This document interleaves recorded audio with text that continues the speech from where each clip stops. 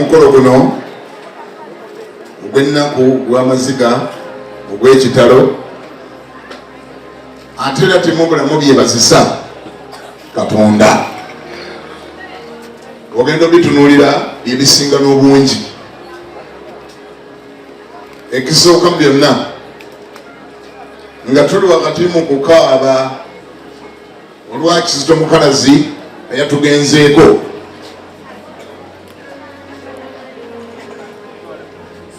Twalyebaziza nnyo oyo yamuleeta kubanga singa teyajja n'okugenda teyaligenze. Kitegeeza nti singa Katonda teyamutuwa ku ssaawa eno tetwalibaddeko nekyetukaabira. N'olwekyo twebaze nnyo oyo ayamuleeta.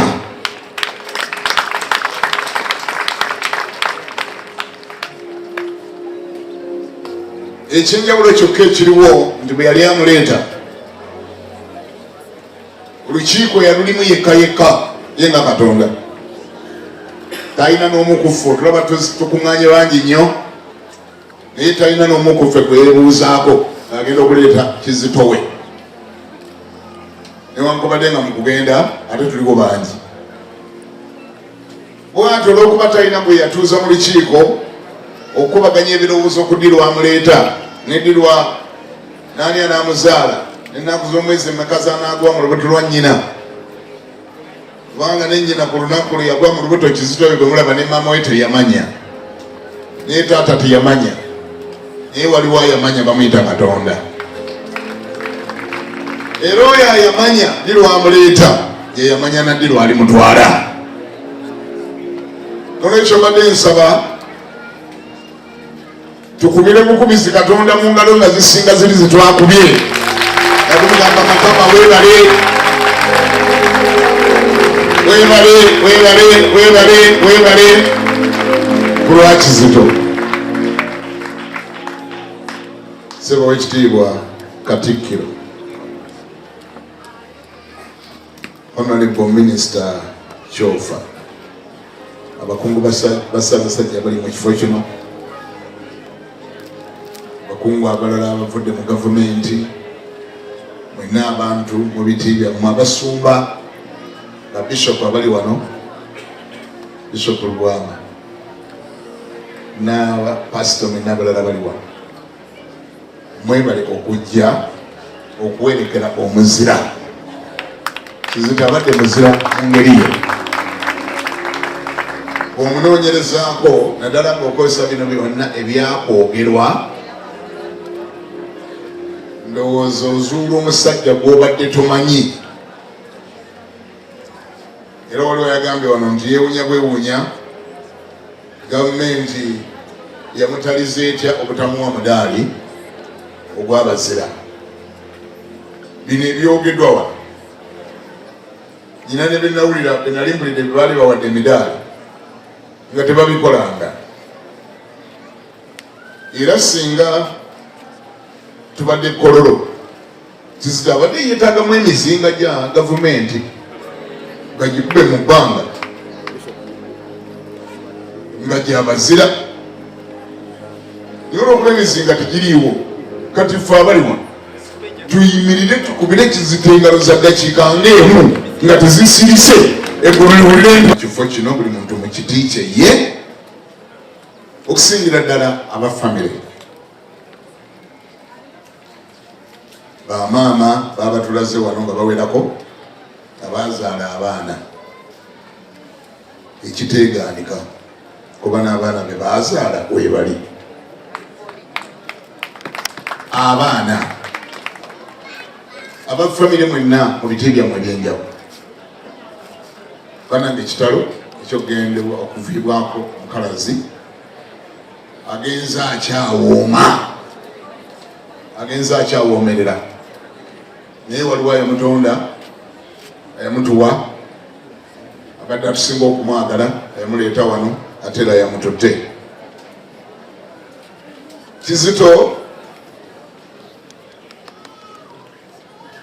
bingi ebimwogeddwako. Nze nange namumanya myaka nga 2 ekiraba nga si bbanga ddene nnyo. Abamu ku mwe bimwakwogera wano bireese obujulizi obwenkukunala bwe saagala nakulumiriza nnyo. Kizito ntuuka ntyo mumanya.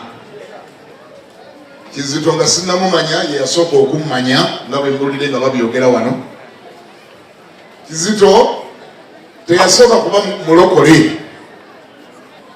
Kizito Honorable Kyofuna ababuulidde yalina sapule nga nnene ng'esinga eya Kyofeero. Era mu sapule omwo nga mwakolere fujje lyonna limuwulidde. Yalikolera mu Katoliki, teyalikolera mu mulokole. Ekyo mwali kikubiddeko mu ngalo kubanga nkitereezezza. Muwulire Kyofuna ng'akemebwa ayawera enkolokoto mbona ayagala kukola fujjo.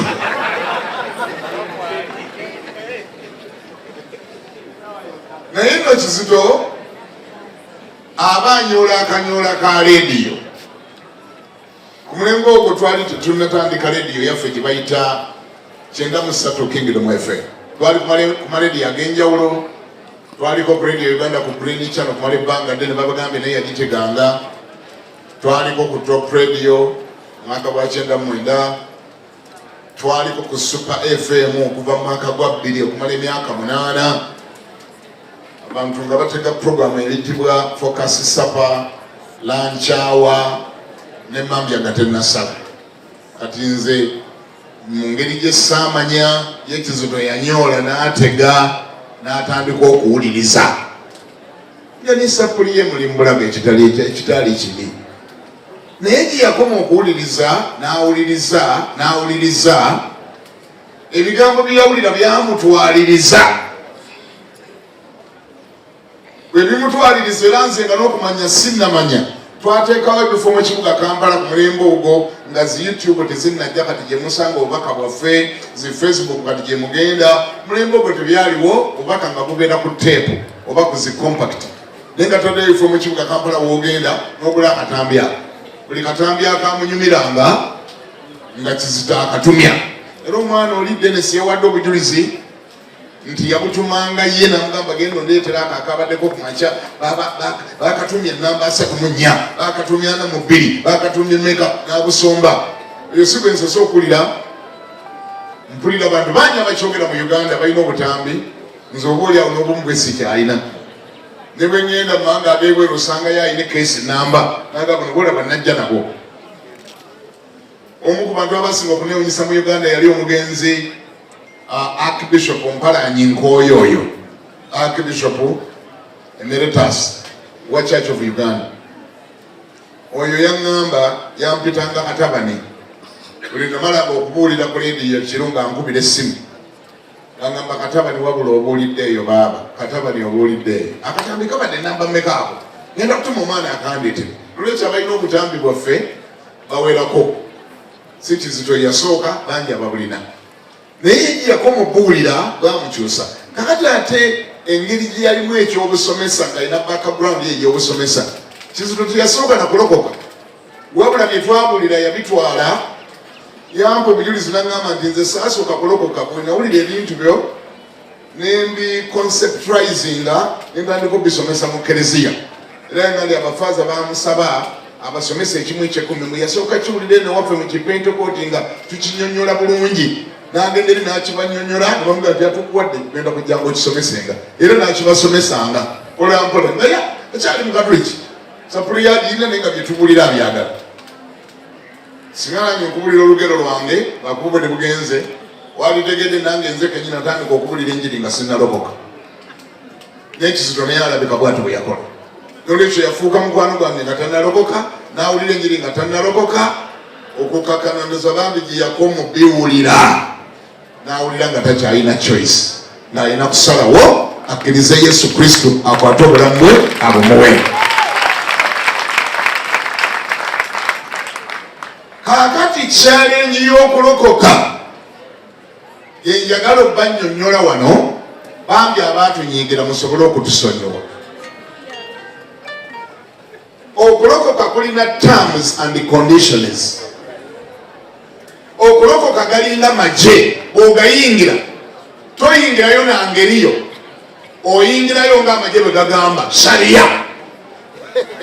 Nkulokoka waliyo shariya ng'amagye bwe galina shariya, bw'otuukayo togenda nangeriyo, bakulambika ne bagamba kogayingidde ojja kukola kino na kino na kino na kino. Ogaagala oba togaagala? Bw'oba owulira ogaagala n'okola otya? N'ogayingira. N'okulokoka kwakula kutyo. Ebintu ebimu Kizito bye yasalawo, kubanga bwe mbadde nkola analysis nga ntudde wano nga mpulira abantu bannyonnyola Kizito, mbadde ng'atambulira okusooka, era ne nkola analysis kange wano mangu nnyo. Ekimu ku byenzudde mu butonde, Kizito yalina omukwano mungi eri abantu. Kizito ng'ayagala nnyo abantu. Kizito ng'afaayo nnyo eri abantu. Kizito ng'ayagala okuyamba buli muntu. Era mulidde wano nga bawa obujulizi be yali ayambye. Ab'ekika kye yabagasa, aba prison yabagasa, abasomesa yabagasa, abakulu b'amasomero yabagasa, abakulu b'ebyenjigiriza yabagasa, Bwakabaka bwa Buganda butudde wano yabugasa, gavumenti yagigasa. Batugambye nti alina input mu policy eziriwo olwaliro mu by'amasomero, kugamba yawulira nga ayagala okugasa, ng'alina omutima mulungi, ayagala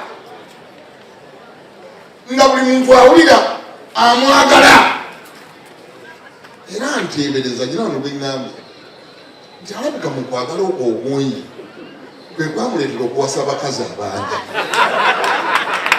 Wange buli omu yamwagaliza nagamba nono muwase, oba nono muwase, oba nono muwase, oba nono muwase. Ate musajja tu yali Mukatuliki, ate Mukatuliki tebakiremerako nnyo nnyo nnyo nnyo, nange naye noononereza naye tumuwase. Kisa alabika bintu byali bya kisaga ekisa kingi. Kati yadduka n'ayita waasula, yadduka nnyo n'ayisi yasaasi, okukisa kyamusukka nnyo. Kyofa weegendereza ekisa kikubeere kitonotono.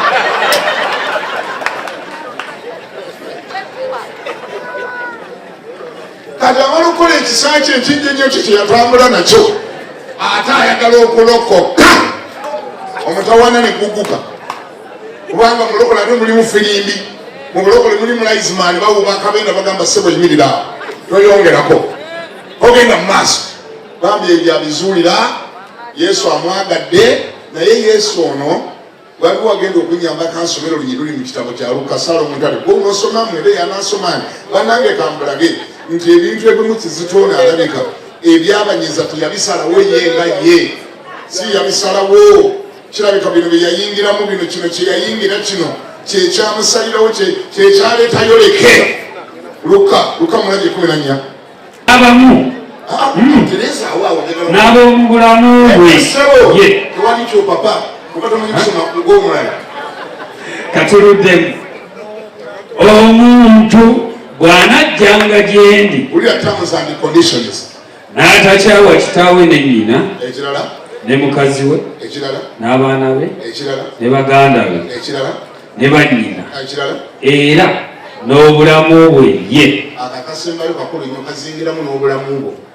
tayinzenga kuba muyigirizwa wange. Kakutanda n'ogamba nti oze wa Yesu, ye yafuuka priority, byagamba byokola. Kati njagala okuyamba balowooza nti Bayibuli esomesa ku kyawa, tesomesa ku kyawa, naye egezaako okugamba bw'ojje wa Yesu, ye yabeera nnamba emu. Kati naye muwe emmere, abaana basome, tolokoka ate n'olokoka nnyo okusinga Yesu. Abaana baleke basome, naye yennyini tugwali musango gwe kuba gwe wamukwana, gwe wali wamukwana. Muwe emmere alye, kakasa nti alina seneta, naye naawe osigale ng'ate okola Katonda kyayagala, osigale ng'ogenda mu ggulu mu linnya lya Yesu.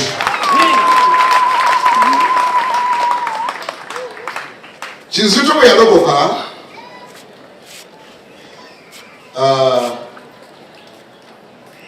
yalina omukyala gwe yali naye, nze gwe yaŋŋamba, kyokka ate ng'alina ne be yali nabo nga tannalokoka. nemuwa ku magezi naye olede naye ebimu yabyesalirawo nga ye yesinze nze kanze namuwa amagezi musumba lubwamaali wayimirira musumba lubwamandoza sitole eno girimu nnyo lwakusirikira awo kubanga n'ebyokugattibwa gowa birimu bitegeera luvannyuma kuba amasibe guli tumere balokole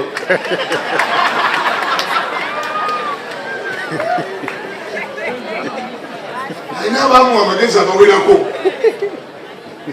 naye nga buli ayakola effort yali amuyamba kukola bayibuli kyekola etya bayibuli kyegamba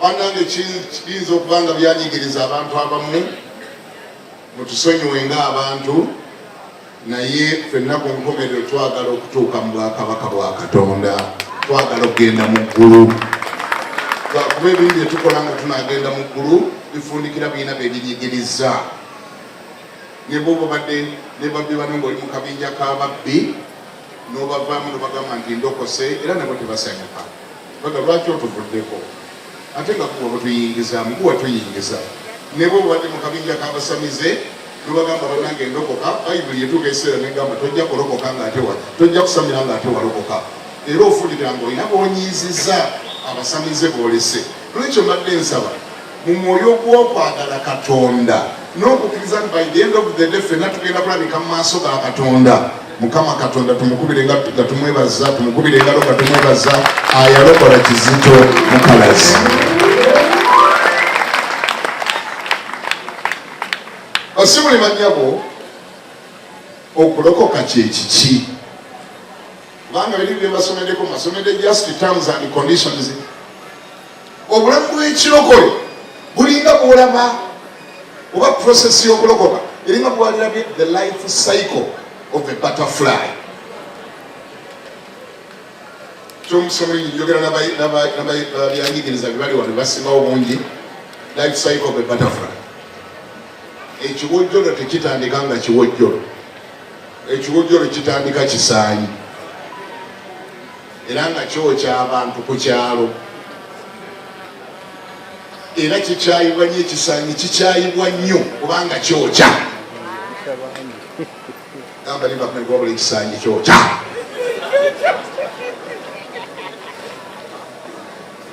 kyokya era nakati essaawa eno nga kyawanuse mu ttenti abo wootudde olaba ensasa geberaawo kuba oli abakitiira ddala bakitya n'okusinga okufa era niwokireeta nogamba omuntu nalaba nga kisaanyi wano walona sikimulaze mugize bugizi bwe tayagala kudduka kisaanyi kitiisa kisaanyi kiriko amajimbi kisaanyi kiyokya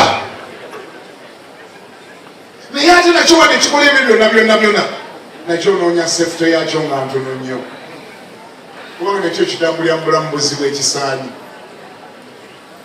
bwe kiba kisala oluguudo emmotoka nejja tekisobola kwetaasa ekitomerera kuba tikiriko biwawaatiro enkuba bwetonya ekikuba kiyita mu nfuufu so kulya disadvantage eziri ku kisaanyi wadde nakyo kyewanambu kyokya abantu omusana gukyokya enkuba ekikuba kitambulira misooto emmotoka zikirinnya tekisobola kwetaasa nga emmotoka eze wadde nakyo kiri harmful very dangerous kyokya naye ekisaanyi ekyo kirina we kituuka nekiga nti ekimala kimala nk'oyo okwokya abantu n'egguli nakunyumyako naye wamwokya n'ebiri wamwokya n'ebiri wamwokya n'ebiri wamwokya n'ebiri wamwokya nakuyosa abantu bokukyalo bonna bonna natugire wewana abatabamu batambula nokwewana bewana zikulaba njokya zikulaba njokyanzi zikulaba ndi mpisa tiyesigamwa nze ndi kasajja lwazi batambula bewana naye nga eggulu likwewunya ate nga naawe obulamu buli vulnerable naawe toli seefu enyimbe zikunoonya denja zikunoonya omuliro gukulinze geyene ekulinze mizimu gikulinze daimoni zikulinze wadde naawe olwewana oyokya ekisaanyi kino basebo ne bannyabo bekimala okwokya nekyokya nekyokya nekyokya owulira mwami ddeno nekibuuka naaka owulira kirina wekituuka nekitandika ekimala kikola kitya nekifuna akaseera ak'okwetowaza nekifuna ekisenge nekyerippa kuli nekigenda mu lusirika nekyenenya ebibi byakyo. Oluusi kyerippa ku kitooke, oluusi kyerippa ku mumwanyi oba ku muti ogulinanyeewo, nekimalawo ennaku nga kiri mu lusirika nga kyetowaziza kisirise nga kiringa ekitali kyo naye nga kyekyo ekibadde kyokyeri wabula kati kiri awo. Bannansansi batugamba mbu awo kiba kifuuse laava oba pyupa ku bibiri. Ogenda okuddayo okuyitawo ekisanyi bwe bwakiraba nga kyerippa ogenda okuyitawo bwoti ng'obugimbi bukutuseeko, obubadde bwokya nga bukutuseeko. Kiri mu kifo kimu, kiri mu lusirika kinoonya Mukama. Kigamba Mukama onsaasire emadde njokya, onsonyiwe ebibi byange byonna Mukama, nzize kunoonya maaso ekisanyi kinoonya Mukama. Nga kyagala transformation, nga kyagala enkyukakyuka, nga kikoye okwokya, kifuna we kizze ne kisirika. Era abamanyi ebyamukalazi ono bagamba mbu abadde amanyira okugenda neyekweka ku prayer mountain. Bali abasomesa babiweera obujulizi kyamulemberamu ekyo ekyolusirika. Abadde amanyi ogenda neyekweka ku prayer mountain mu ssaawa ey'ebibuuzo, oluusi nga nange saategedde, nga nange oluusi zibala ebyamukalazi byabadde akola nga nange saabitegedde. Abadde agenda neyekweka ku prayer mountain eyo mu kasiko, ali mu kusaba ali mu kunoonya Mukama, oluusi asabira bibuuzo, oluusi asabira ensonga z'endala. Ebyokusirika byamulemberamu. Yakopa alabika yakopa obulamu bw'ekisaanyi obwo. Ekisaanyi bwe kimala okumalawo bwe kimaze ennaku ku kisenge, kituuka ekiseera ne kivaamu ekiwojjolo. Olwo nga kyetransformize kyekyusiza kapyupa ne kibuuka, tekiddamu kuyita ku ttaka, tekiddamu kubonaabona na bisooto, tekiddamu kubonaabona na nfuufu, ekyewunyisa kikendeeza abalabe. Ffenna abatudde wano tewali asobola kulaba kisaanyi kiwojjolo n'abuuka. Kiri lavule, kyagalibwa, abantu bakikolamu n'ebitengi. Sinalaba bitengi bya kisaanyi, kirabika tebabyagala. Naye ebitengi okuli ebiwojjolo naba biyitirivu, it is so lovely, loved. Yakiwulira kina favor, buli advantage eziri ku kiwojjolo kibuuka ne kigenda gye kyagala. Tekimanyi borders, kyaddenga okusiba e Kenya ne kisula e Uganda. Kiyita waggulu, tekikyali kya wansi kubanga kyamaze ne kifuuka kiwojjolo. Tekiri harmful kyokka nga kyayokyako ku bantu era nga lwaba kirinako record. Era abaira kimanyi okadde ekisaanyi ekyo kyolaba kyanjokya ekyo kyolaba nga tekinafuuka kiwojjolo kya oyo gwe bayita omulokole. Omulokole bwate bwambeera. Bw'endaba obulamu bwa mukazi ne gye yatambulira ne bye yakola, ndaba obulamu bw'ekisaanyi ekyayokya ku bantu. Ndaba ekisaanyi ekyalina amajimbi naye ate sooka owulira ebirungi ebimwogerwako. Kitegeeza Katonda ono yamala n'amuyamba n'afuuka ekiwojjolo ekyagalibwa bonna, ekikuŋŋanyiza abantu wano wonna, ekirina amabala amalungi, ekirina kalaasi ennungi. Lwaki ekyo si kye tusinga okusanyukira bannange? Ti Mukama yamuwa ekisa n'akyuka n'ava mu bulamu obuzibu n'ayingira mu bulamu obukkirizibwa Katonda. Bayibuli kyeva egamba ti omuntu yenna bw'abeera mu Kristo Yesu kyava afuuka ekitonde ekijja, ebyedda byonna nga biweddewo, laba nga bifuuse bijja.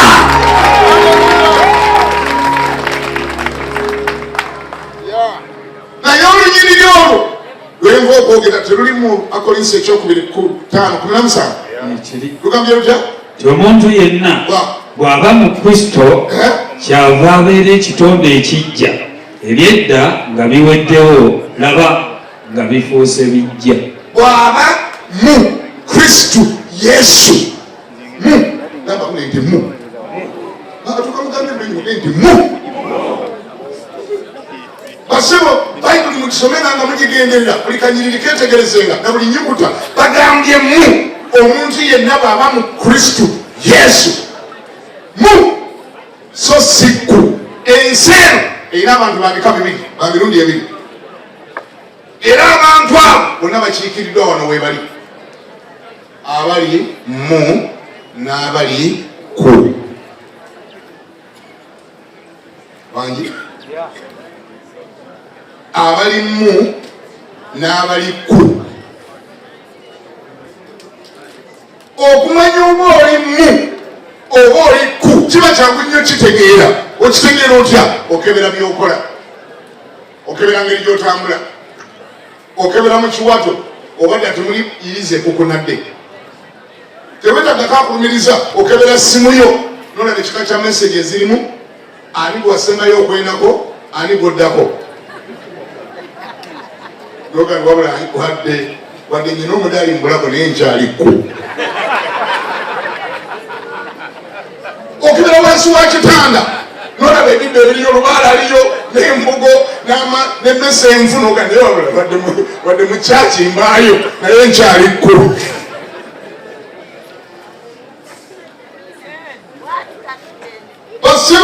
Basebo batugambye enjawulo wakati wa ku ne mu. Onalebo ayina agero gebagambi manyumize kambako kankasamarizing. Nali nkyasula Salama Munyonyo myaka mingi egiyise nga nkyavubuka. Naye nali maze okulokoka. Salama yali muzibu nnyo okulemba ogwo tewabangayo taxi. Ogwo lwali lubinyonyonyo nga lwabinya. Emmoroka twalinyanga za pick-up nga zezitwala amagenda n'amadda. Zabangawo ku makyalo okukaloka n'akawungeezi wokka ez'Salama Munyonyo. Kyekyalo watabeeranga buko. Kubanga emmoroka zabanga za pick-up ng'omulina okulinya n'omusiba omusuuluulu ne baba Nazalawo omukwata mu kiwato. Ekikulu kugenda tonyumya mbu ate gwe nkute mu kiwato Nazalawo. Ekikulu kutuuka Salama. N'okujja bwetyo n'amaddayo bwetyo. Olunaku lumu nakeerewa okuva ewaka ne ntuuka ku luguudo ssaawa nnya emmoroka zonna nga zaaweddeyo dda. Ne nnonya ekikola nga simanyi, naye Katonda ono alina ekisa, manyimiridde ku stage. Ne zireeta omusajja yali ava mu kibuga bamuyitanga Kasujja, yavuganga emmoroka za judiciary. Ne mulaba ng'akomyewo ku kyalo alabika alina bye yali yeerabidde ewaka. Kasujja n'ayambuka ewuwe ne ngamba Katonda akikoze, kamulinda dde ajja kuntwala. Era bwe gutyo bwe gwali. Kasujja yali ava ewe n'emukka omukono n'ayimirira n'agamba mulokole linnya. Nalina akasawo kange akajje mu tekisi abaabulabako mbujjukira. Ne nninnya pika ey'ekitongole ky'abalamuzi. Kasujja gye yali avuga mu maaso yali atudde n'emukyala we n'omuntu omulala. Saayina musago akutula mu maaso. Nolwekyo nalinnya mabega. Mba ntuuse bende ku pikapu nga ntuula ku luggi nteerera bwendi Kasujja n'asimbula. Ekyaddako kiteebereze amagulu gaasikoka mu bbanga bwe gati n'engwa. Ate Kasujja teyamanya nti nagudde. Yasigala avuga ng'agenda era yagenda. Abamanyi ku Salama yansuula ku siteegi ya Lwasa yasibira eriko St. Ponsiano ku kereziya eri awo. Agenda okebera mu side mirror, driving mirror, amaga omulokole alinnye tamulaba. Nagamba omulokole ono abaalimu olusambasamba yalinnye ate kati simulaba ki ekyabaddewo. Nabeera curious nalandimu okuvuga ngadde emabega alabe ki ekyabaddewo. Gyazuulira nga nnengera eri emabega neeronzeewo mu nfuufu ndimukwekubako ettaka limutekisa eddugadde akasaati ke nalimu kaddugadde n'enkokola zinoobuse. N'avugira dda n'ajja we nali n'abuuza mulokole ate kiki? Ngamba Kasujja wansudde. Kasujja n'agamba sole mulokole lwaki teweekwata wandibadde weekutte. Nga nali nati sineekwata gwe n'okola otya n'osimbula.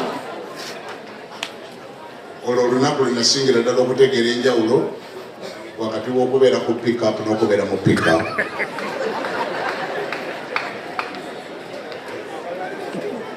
Kubanga abaali munda eri mu pick-up ebizibu bye nafuna tebaabifuna. Naye nze maama yali kungulu, ettaka lye nnyina, enfuufu gye nnyina, ate mwenna baali bazirinnye nammwe mukimanyi. Enkuba bw'etonnya gwe bwekuba, omusana bwe gwaka gwokya gwe, avuga babaamu ekimaama bwaweta naawe n'oweta. N'ova kuno n'ogenda ku ddyo. Kukyalo lwe kubaako bwano bukasuka amayinja nga luyina eddalu likuba ggwe kubanga oli kungulu.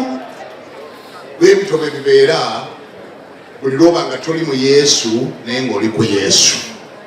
ensi erimu abantu ba mirundi ebiri, abali ku Yesu n'abali mu Yesu. Ku Yesu kuliko ebizibu bingi ebitayogerekeka, era ngambira naye bakulinaanyi nti gw'olimu oba oli ku. Kubanga bw'obeera ku mwana ng'obeerako naye nga newala gy'omunywa, kubeerako naye nga n'ebigali olina wansi w'ekitanda, obeerako naye nga neyirisi naye gweginyiga wano ku ssaawa eyo ogiwulire, gwenyigako owulire ekintu ekyo ekiri mu kiwato. Kiki ekyo kyonyizeeko ekyo? Kyagendamu kitya? Ate nga wali ogambye Setaani mweganye, n'emikola byeganye, n'emitego gyegyeganye, kati ekyo ekiri mu kiwato kyagendamu kitya? Konale bw'ogwambuliza nti kyagendamu kitya? Bane kyagendamu kitya? Kyagendamu kitya ekiri wansi w'ekitanda kyayingirayo kitya? Abafu abafiira si ku, so si abafu abafiira ku. Sebagambye abafu abafiira ku, bagambye abafu abafiira wa? Kingambire ngandi bananga bali wano, abaawula bali wano, mutera obisoma, buli muntu mubimusomera. Mubisoma nga timusosole nani bwe mubisomera. Omusajja nga mutuufu namwesa kumulira balirina wali emwanju gwawe wemunatera omuziika, naye era ne mubisoma nga balina omukisa abafu abafiira mu Mukama waffe. Naye nga nammwe naawe eri mutima okiwulira nogamba naye bannange kazibu ono katongole ono ye tabadde mu, abadde ku. Kama yebazi Yokaana 11:25 tuyite mu sipiidi tunatera okuwumbawumba. 11:25 Yokaana wayi nakulwa mukalazi ate tunakola kitwaze twaliwadde. Yokaana 11:25 agamba ati yabawa kisuubizo kiba nabafiira mu Mukama waffe. 11:25 Yokaana 11:25 lugamba Yesu n'amugamba nti nze kuzuukira n'obulamu. Nze kuzuukira n'obulamu. Akkiriza nze newankubadde ng'afudde, ne bw'omusanga nga yafudde nga mukalazi bwe yafudde, aliba mulamu. Abakyali bulamu. Walibadde ekikulu ekyo mu ngalo kinene bannange, kireeta essuubi, kikendeeza amaziga ekyo, kireeta essuubi n'omanya nti waakiri ojja kuddamu omulabe. Yesu n'akakasa bwe yali agamba Mariyamu ne Maliza, n'agamba nti akkiriza nze ne bw'ali baafudde nga mukalazi bwe yafudde, aliba mulamu. Nzayogera nammwe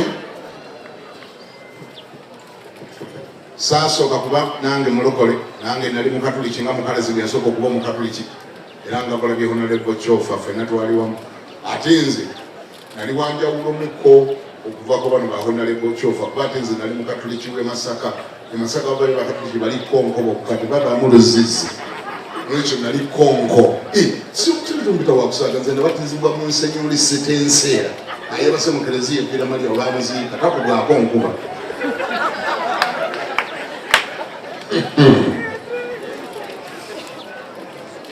Nolwekyo nali natendekebwa obugezigezi wonna, ekimu kibaali batendeke Masaka kibatukuutira butalokoka.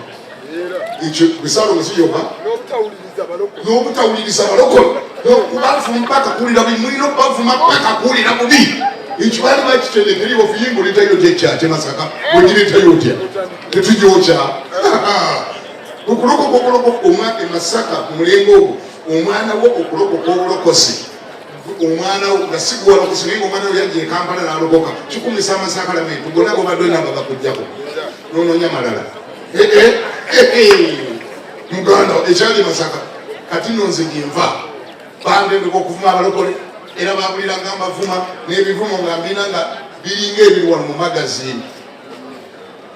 Baba tugamba muli bannabbi babulimba, twala eri okumwogera ki, mwamala okubba nolokoka mujjako ettaala ekiro, buli munagamba munemu Yesu akuntumyeko tosiribona naye ng'era odda ku nze nkuvumayo mmeka nga tonvaako. Muli babiwempe bifumo ge tulina, muli babiwempe mujjako ettaala ekiro, baba tugamba nti enkomero gegendera okutuuka, mulijja bannabbi ababulimba, era nabivumanga.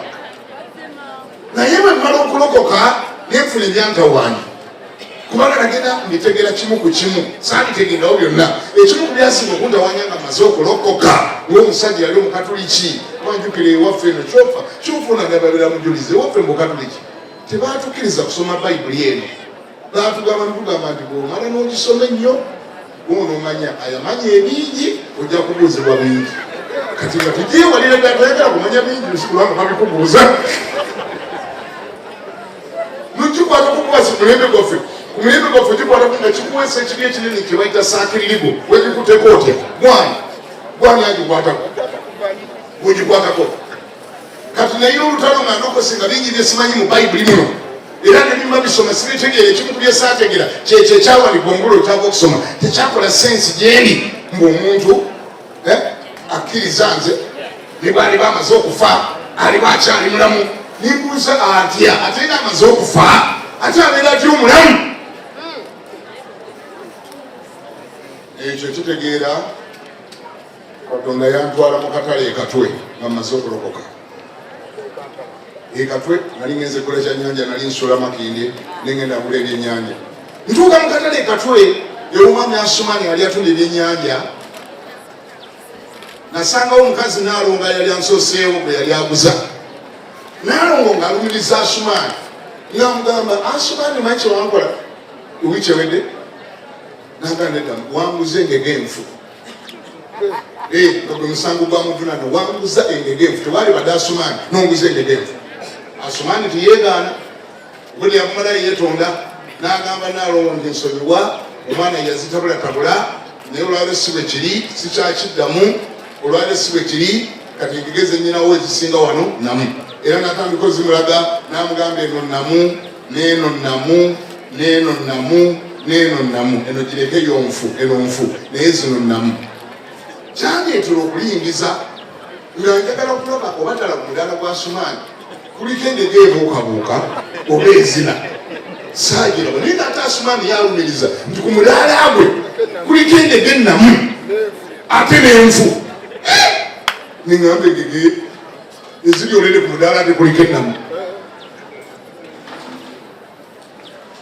era naalonga yamalirira n'agula ku ngege ennamu nga n'okwetonda gye Yesu yeetonze taliddamu kumuguza ngege enfu mwina abagula engege mukimanyi bulungi nti engege ennamu ebannamu wadde tezina tebuukabuuka naye bannamu era bw'ogigula naawe ogibikkula mu matu n'ogirabanga nnamu n'onyiga ku kiguuli ekikuto n'olabanga nnamu ne bagikolokota nga nnamu ne bagisala ebifiififi nga nnamu ennamu esigala nnamu bagijjamu ebyenda nesigala nga nnamu ne bagiteeka mu kaveera nga nnamu n'ogitwala kati bagyoza nga nnamu ne bagifumba mu seffuliya n'omukali gunyoka nga nnamu ne bagikutera ku seffuliya girya ng'ekyali nnamu paka kugimalawo nga nnamu ennamu esigala nnamu ng'erina kusuwa nenga nnamu ekyo kyekyanyamba okutegera Yesu yali ategeeza yagaa nti akkiriza nze ne bw'omusiŋŋaanaawo nga yafudde nga Kizito bwe yafudde ng'alina mu kofini kaaba bitono aba akyali mulamu kasita aba nga yalokoka oba okaaba kaaba mpola kubanga gw'okambira akyali mulamu yakyusiza bukyusa w'abadde abeera yali lokeetinze ekyo ekigambo wabangaliwo omunyabaganda baali bagezi nnyo balondobanga ebigambo byalaga ebijyawo kati ekyo bakiyita kufa era bakyogerako eri bagamba yafudde era abala bagambye afudde ekigambo afudde kiva mu kigambo okufuula okufuula tekuba kuzikirira bwenkwata olugoye luno olubadde olweru nendufumba mu kala gye bayita daayi ne lufuuka lwa bbulu luba tilufudde wabula mba lukyusiza kala nfudde olugoye olubadde olweru ndufudde ne lufuuka lwa bbulu naye nga lukyaliwo kirabika n'abazungu bakopa byabagambira no bagamba bwe baboogerako ne bagamba he has died adayize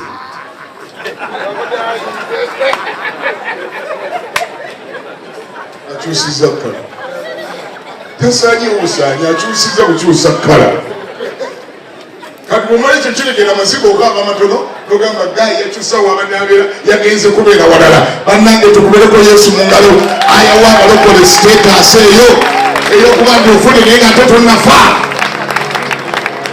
Kamalirize na bino nsomera Luka 16 tuve wano.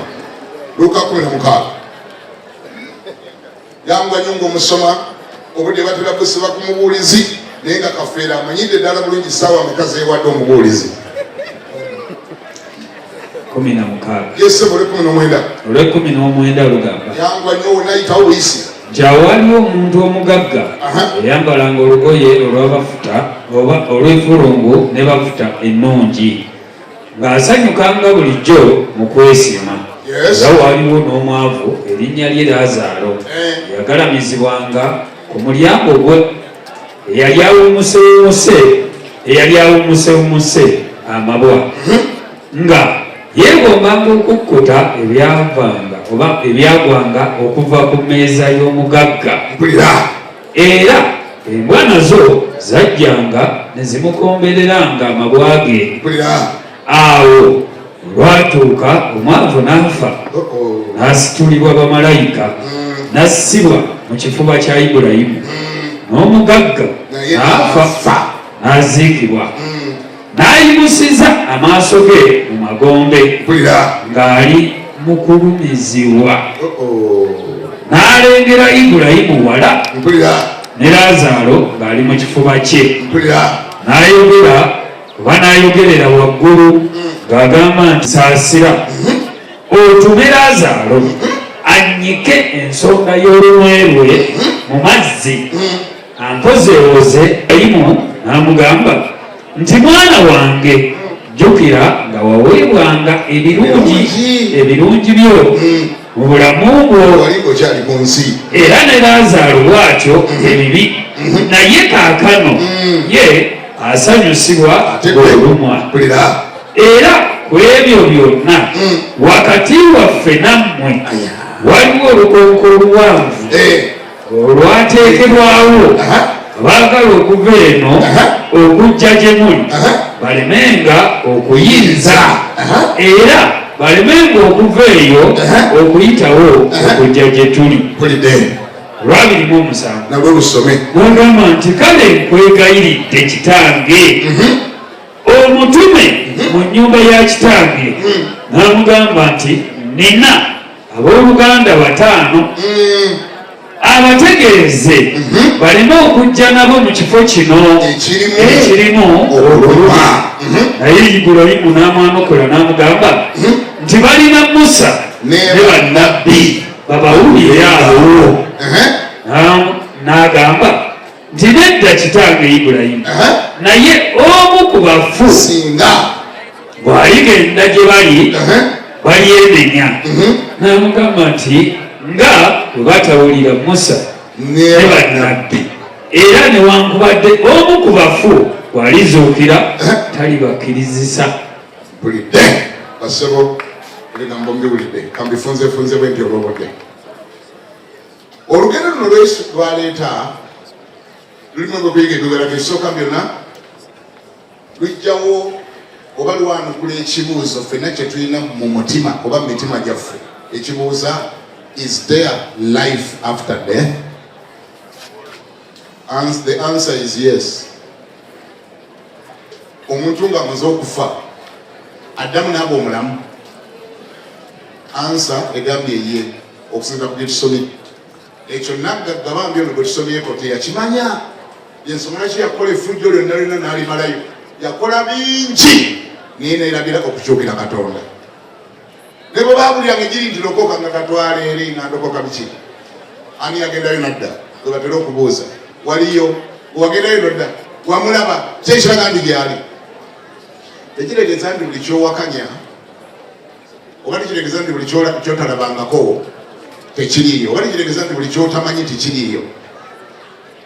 Bayibuli etugambye ebigende ku bantu 2 baabanumba mu ise. Laazaalo yali mwavu nnyo kitalobutalo, teyalina byakulya, nali yakisabanga wannaggagga, yajja oluusi ne bagimuwa, naye ate ne bamulekera embwa zawaka ne zimunuuna amabwa ne zimukuba vaati nga zimunanga emmere ya boosi gy'alidde. Emmere agirya nga n'embwa zimulinze. Tewalina bukakafu omwami ono bwe yafa ddala yaziikibwa. Bayibuli tekyogeddeko ndi yaziikibwa.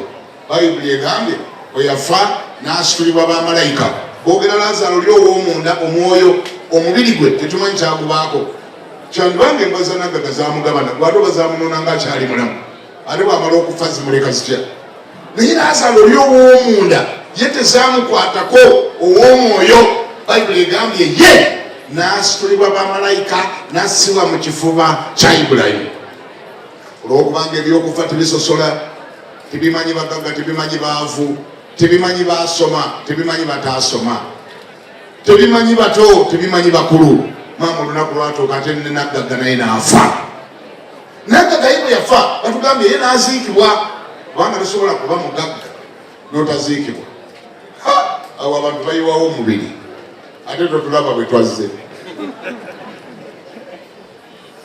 bw'oba omugagga ne bw'oba gw'obadde nanyini bbaala ne bw'oba gw'obadde nanyini ssabo ne bw'oba abakazi badde ne bameka ne bw'obadde nga kwegamba olina ebikumanyiddwako bakuma ne kubanga lubyogera bagamba ebikimbyogera mbireke bannange omuntu omufu tasalirwa musango nefa abakulu b'eddiini bavaaza bafirika ntujja ne tusoma ne bwekibanga ebikumanyiddwako bibadde bimanyiddwa nga n'essabo liri wali emanju tulina okuziika ate twogera birungi byereere ate bwe tuba tukumuza tugali Mukama tuwayo gy'oli omwana wo yebasi oluusi neyirize twagenda biddemu mu kiwato nga mweri naye tukuyita wa Katonda kubanga munange ekituleetera obutogera bigambo bizibu ababuulizi batuleetera ekizibu ng'otuuse ku mukolo nga guno balina okuwa amafuta kati olina kwogera birungi byeru bayogera ebibi ne bagakumma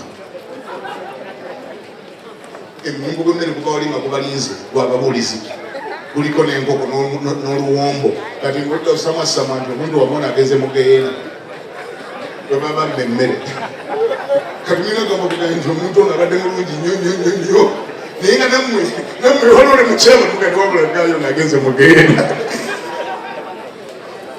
kale ayinza okuba nga yabadde sobi mwogera ki mugamba agenze mu ggulu naye nga mukimanyi eri mu mutima mugamba naye tusomye okusoma tusomye tumusomeredde naye baaba ebyoli bizibu akati kyekyaliko ono Nagagga yaziikibwa abakulu b'eddiini bajja emisa baziyimba bamuteekayo musalaba baguteekako ensi nerowooza biggweredde awo kuba naye yakula alowooza ngu awo kaba kawedde kumbe amazima galibe gati bw'ofa kaba katandika butandisi eno baali bayimba bye bayimba nga Nagagga ali yali yatandise dde okulaajana Bayibuli etugambye n'alaba Ibulayimu ng'ali wala ng'omuliro gumutandiseeko awulira gumwokya gugumuli mulumba n'agamba Ibulayimu taata nkulengedde naye ate akasajja kali mu kifo ekyo nkamanyi kabadde kabeera mu kompawundi yange nga kalyanga obukunkumukwa kaleme kwekoza kammanyi bali abo tabamedde bawusi bategeera naye ako nkamanyi kagambe kandeetere amazzi kateeke ku lugalo lwa Nassu kagandeetere kanteeke ku lulimi kampozewoze naye nfa naye bannange ebyobugagga birimba omusajja abadde alina underground weero ng'abadde alina ne taapu abadde alina ne swimming pool kati ku saawa n'asaba amazzi Nagagga yali alina banywa amazzi gano ga layisi tebanywa ga muluzi banywa mineral water banywa amazzi malongooseemu bamanyira okugakwata abagagga n'agamba gano gaawa lwenzoli si watali lwenzoli bwe twogera bina tebikyaliwo tewakyali kyalina eri tebiriiyo kati asaba amazzi agajjira ku lugalo lwa Nassu ate gabanga kagajjira ku ngalo ya Kabaka gajjira ku ngalo y'oli ayakombe kwanga embwa masiikiri ayabeeranga bulijjawe kati gajuliridde kati galaajanira kati gasaba bagamuleetere ewaka nga firiji gyeziri ewaka tanka gyeziri ewaka gye yavudde mu firiji mulimu amazzi tegaliyo eri tegakyagasa Ibulayimu n'amugamba ebigambo bino n'amugamba waliwo ensonga bbiri lwaki togenda kuyambibwa esooka mu byonna Katonda yakuwa chansi yono tagikozesa nve mu purigatori nve mu geyeena ngende mu ggulu nagenda okuzuula nga bagamba mbu waliwo olukonko lunene tewali ssaala zikujjayo nebe basoma batyafa bali eno ku nsi tusigala tusoma baffe tetugaana kusoma ate olusi mutukula mutuwayo ku kasente tubasomerere tetuzigaana tuzitwala naye naffe tuba twategedde nti watuuse mu geyeena watuuse tolina bwovaayo kuba waliwo olukonko tusoma tetugaana buli mulimu gwaffe tusoma era tulibadde mubaga nti atuuse mukulu naye gatumanyi nti watuuse dda mugeyeena ate kekakutanda n'oyingirayo bwe tibe pa wali waliwo olukunko tewali ssaala ekujjayo tebalina ssala gyebasemaga mukama mukyuse kati mujeeyeeyo omuzeemu waliwo olukonko ngambira neiba akulinaanye nti olukonko oluwulidde mugambe gwe omulinaanye nti owulidde olukonko. Abaganda bagamba omuti gye gwewunzikira gye gugwa teguyinza kubanga omuti gwakula gwewunzikidde ate ne gutuuka okugwa nga kibuyaga asuula ate ne gugweno.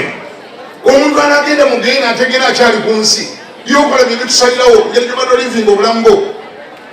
Abaganda bongera ku olugero lugamba nti akali bagenda okakola otya okolabira ku mukonda. Tosobola kuba nti obadde otambula emyaka gyonna nga otambudde wewunzikidde mu geyeena ate n'otuuka okugwa n'ogwa mu ggulu. Oyo Kizito lwaki olaba nga tumuyimbirako kubanga teyalinda lunaku luno yakkiriza Yesu ng'obudde bukyali naye nenya ebibi bye n'alokoka. Olera Yesu engalo nga ziwera ab'okumanya wulira okumanya Kizito yalokoka. Yazze mu ofiisi yange ng'ebula ennaku 3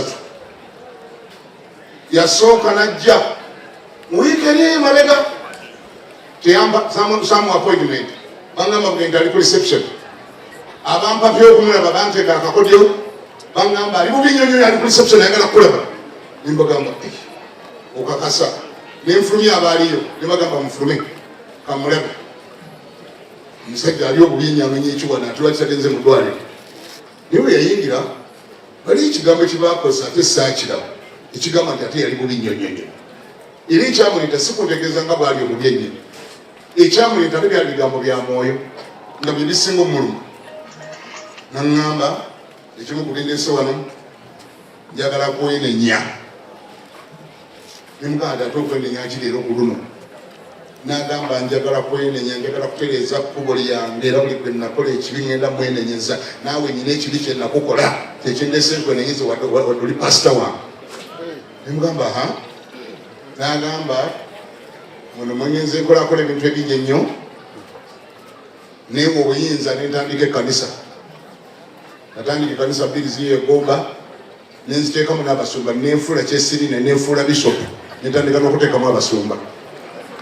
Kati ekyo ekyo kinumiriza nze wano kyenenya n'ekkanisa nzize kuzikukwasa mu butongole n'abasumba bena ziteekamu ngenda bakuleetera wano nkola olunaku ndabe olunaku lwe mbaleeta nze sibangako bisopu sibangako pasita. Wiiki emu olwokuna olwaddako yalulinda akubira mukyala wange essimu n'alikodinga voice era ng'alyongera okukujjukiza appointment yenzija voice ne bagimpa nzija mugambe bisopu nzija ndeta n'omusumba Mpawulo muleeta newe obuyinza bwesirina nenefuula bisopu nga ntandika amakanisa nga ngateekamu abantu kati njagala kwenenya kutereeza bulamu bwange era ne Mpawulo nzija naye kanisa nzikwase ne Mpawulo mugambe kaakati atunuulire ggwe era mba ndi awo ngaze ne Mpawulo najja naye ku luno olwokuna luli oluwedde lwali lwakumeka kati genda ku lwokuna luli oluwedde mba ndi awo ng'ayingidde nga bazze ne Mpawulo era ng'abiyitamu nga bwabwe tubyogedde n'ebirala bingi bye twayogera awo twayogerera essaawa nga nnamba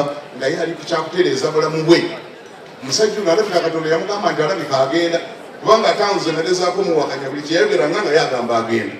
Nimugamba lwaki oyatula bwotyo fe abalokole situ yatula bwetyo yali yagenda ogenda nti oba ngendo basigera nze ndi mukutereeza bulamu bwange kyekindeese wano kati bindeese ne Mpawulo wuuno nze ntereeza bulamu bwange. Ekyo bwali kikubiddeko mu ngalo omuntu okutereeza obulamu bwange kubanga si buli agenda okufa si buli agenda okufa nti afuna omukisa okutereeza obulamu bwe. Abantu abamu bafa accident era nga tonnanenya nnyo bulwadde.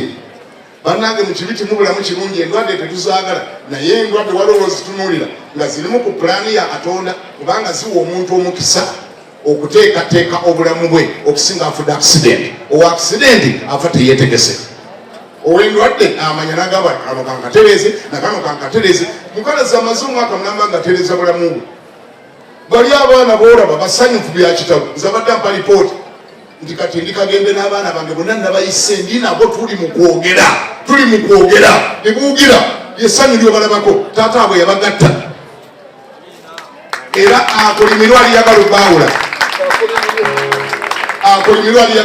abo abaana yabagatta babadde bajja ne babeera wano ne banyumya ne bateesa n'abawa visioni era obulidde obujulizi badde bawa mwaka nga mulamba nga yatereeza bulamu bwe bikintu nga akitumulayinenga Katonda yamuwa ekiseera ekyokwetegeka.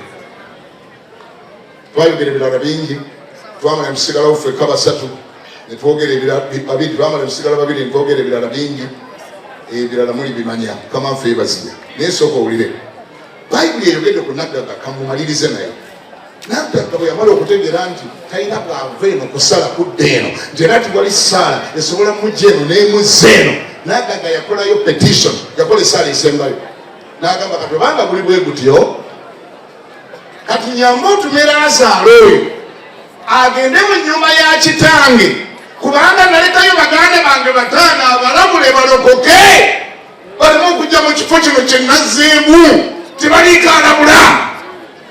Ibrahimu n'amugamba sole tekigenda kubeera bwe kityo ku nsi balinayo Musa ne bannabbi balina n'omubulizi kati ali kagemba ali mu kubuulira bamuyita David Kiganda ali mu kubuulira era ab'okulokoka tobeetegese okulokoka ab'okugenda mu geena n'obamalidde baga ne bw'anaabuulira atya nze nja kgenda mu geena ekijja kijje bajja kuntiisatiisa naye nga bonna weebali abamalirivu okulokoka n'abagamba ne bw'okola otya nze ngenda mu geena okukola kyoyagala. Ibrahimu n'amugamba balinayo bamusa ne bannabbi ne Dawudi Kiganda gye bali babuulira babaterawo ne KTV kubanga enjiri waliwo ne rediyo kyenda musatingiro mwefena enjiri kweri enjiri ku nsi gyeri totawanya Laazaalo onoomutawanya n'okomawa olwokuba yali mwavululi kati lwegala mutawanya eri ku nsi balinayo ababuulizi bawulira abo n'enkulumbe lwa mukalazi olaba bali mu kuwulira njiri batudde bawulira otawanya Laazaalo yabaddayo. Naggaga yagattako bino nga tumaliriza n'agamba Ibrahimu mbeera wa kisa bali abali ku nsi babanyooma nnyo bababuuza ebibuzo nti wali ogenzeeyo wakatonda wavaayo ddi waliyo ddi naye singa abadde Laazaalo bayazeeyo omufu nga agenzeeyo naddayo naaba nga yababuulira olwo basobola okulokoka basobola okwenenya Laazaalo tubigattamu ate fitina tuma Laazaalo addeyo agende abalabule baana ba taata balokoke. Bambi nga awulira kyayogera ayogera sensi nga awulira kyayogera arizoninze bulungi. Ibrahimu n'amugamba bino byenjagala okumaliriza nabyo n'amugamba obanga tebasobola kuwuliriza ababuulizi abali ku nsi ababuuliranga ne ku ssaawa eno mukalazi yafudde mulambo guli wali Kiganda ali wali ayattika alasana bwe baba tebasobola kuwulira abo ne bwaba omufunga yazzeeyo n'agenda wali n'ayawula n'ababuulira era tebajja kukyuka naye basibulibanye mu katulowooze ku ekyo kyofa katulowooze ku ekyo wonali ono musajja yali asaba mwe singa bakomyawo omufu n'abuulira mubalokoka. I just want us to imagine essaawa eno anange tuwuliziganye. I want you to imagine singa essaawa eno mukalazi oyo wadde yatulese wano nga tumwagala nnyo nnyo bali be bamaama b'abaana balaba ekyabatuuze ali kulaga nga bwebamwagala ennyo ennyo n'abaana batudde wali namwe muli wano naye essaawa eno singa mukalazi asamba kofini eno n'ayimirira n'agisamba n'ayimirira najja naga ni Mukama yeebazibwa ani asigalawo ono Katikkiro gwe mwatuuziza wa bamujukiza ndi wabadde ozze n'emmotoka naye ng'ali bbombo amala kutuuka matuga nga muzeeyi badde n'emmoloka bali bolaba bamwagala ennyo bolaba ng'ayimiridde awo osobola okulaba omuntu akubasama nga tagikubangako mubulamu bwe akuba kikomera naye nekibatusa ate ye mukalazi ayabaleese yayimirira aga nti haleluya maama nnyabo ekibeera wano oyo omulaba gwotudde olinaanya oyo akulinya ku mutwe n'agenda. Abasajja abali wano bamujukiza niwabadde ogenze ne mukyala we omuleseewa maama abaana asigaddeyo lwekyo ono omwabiri yali ayogera tabitegeera ngo batume omufajje olema okuwulira enjiri ya Kiganda omulamu osabeera omufu Kiganda omulamu alema okuwuliza mukalazi yabadda tetujja kumalagala koka byangeri eyo timutukangakanga we eyange ekuleme owulire ey'omufu guli musaage nga na bintu biramulekere nga okusaagasaga bye musaaga.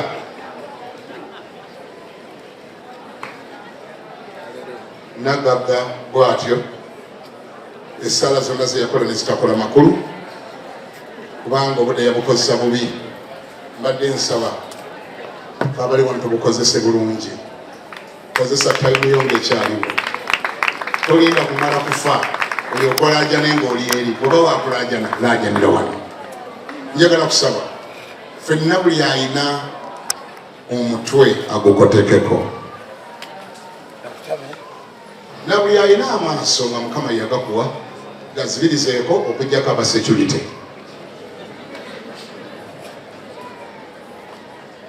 Na buli ayina emimwa onawe oliwe towazeeko oddemu ebigambo bino.